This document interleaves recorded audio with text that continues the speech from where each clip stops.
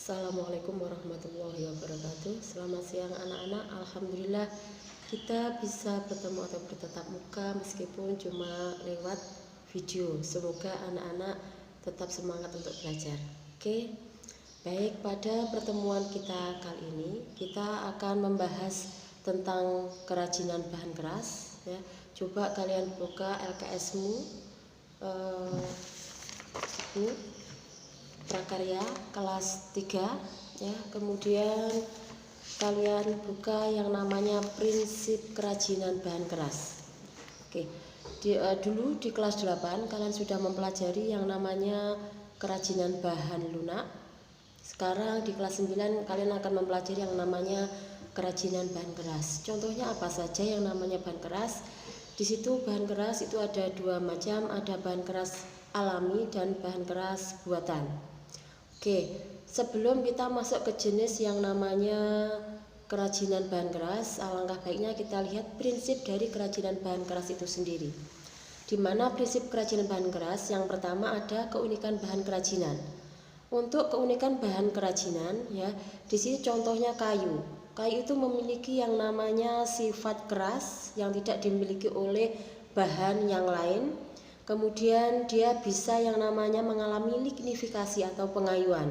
Kemudian dia mempunyai yang namanya motif ya, sehingga bisa dibuat kerajinan menjadi lebih unik.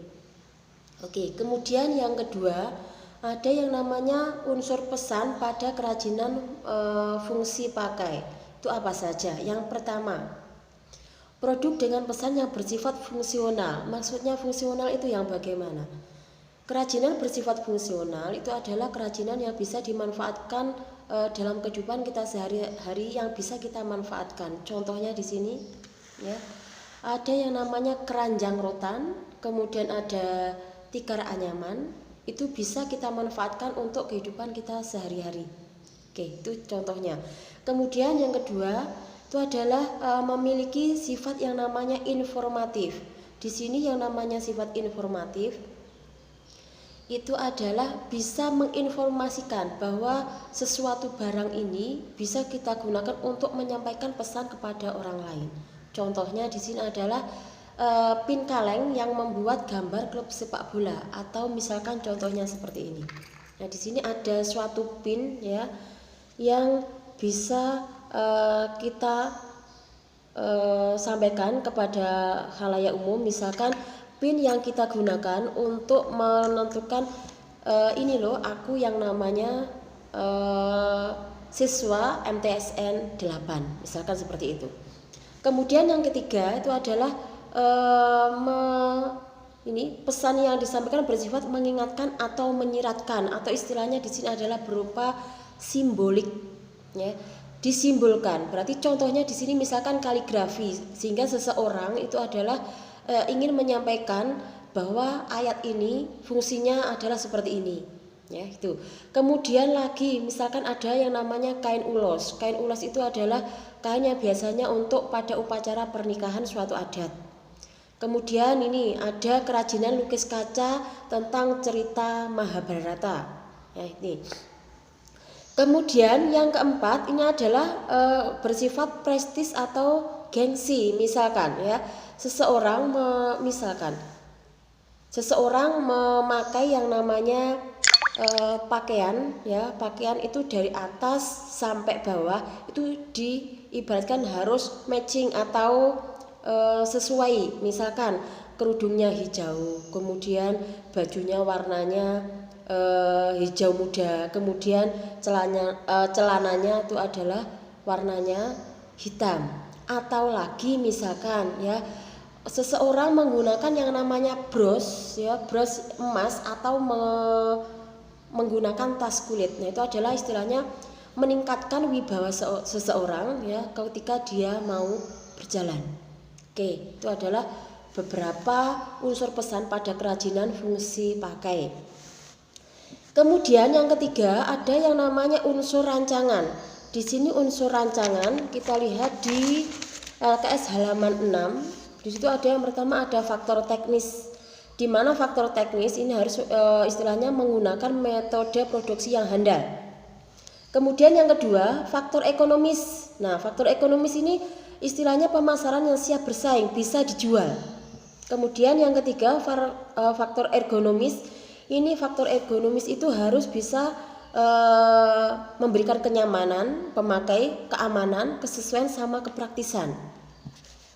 Kemudian yang keempat ada faktor sains dan teknologi. Nah, ini harus ada unsur pembaruan atau temuan baru atau inovasi dan modifikasi. Yang kelima itu adalah faktor estetika atau faktor keindahan. Kemudian yang keenam itu adalah faktor kondisi lingkungan, di mana di sini ada nilai budaya atau disesuaikan dengan kondisi wilayah setempat.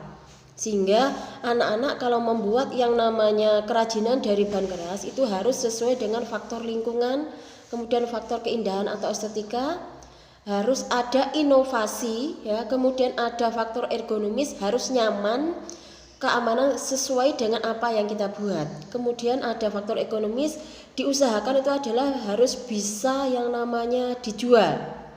Kemudian ada faktor teknis, berarti kalian harus punya alat untuk membuatnya itu sendiri. Ya, mungkin itu tentang prinsip yang namanya kerajinan dari bahan keras. Oke. Selanjutnya di sini Ibu akan menerangkan tentang yang namanya jenis dan karakteristik dari kerajinan bahan keras. Ya, tadi di awal Ibu sudah sebutkan ada yang namanya kerajinan bahan keras alam, kemudian ada bahan kerajinan keras buatan. Kemudian contoh dari bahan keras alam itu ada bahan kayu, kemudian bambu, rotan. Ini ada 3 jenis ya. Kemudian untuk bahan keras buatan ada kerajinan kaca sama kerajinan logam. Oke.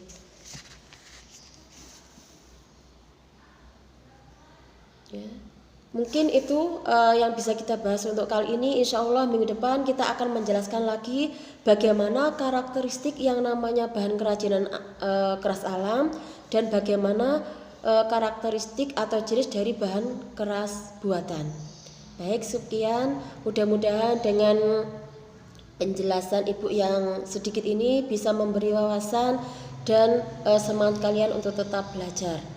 Baik, Bu akhiri. Wassalamualaikum warahmatullahi wabarakatuh.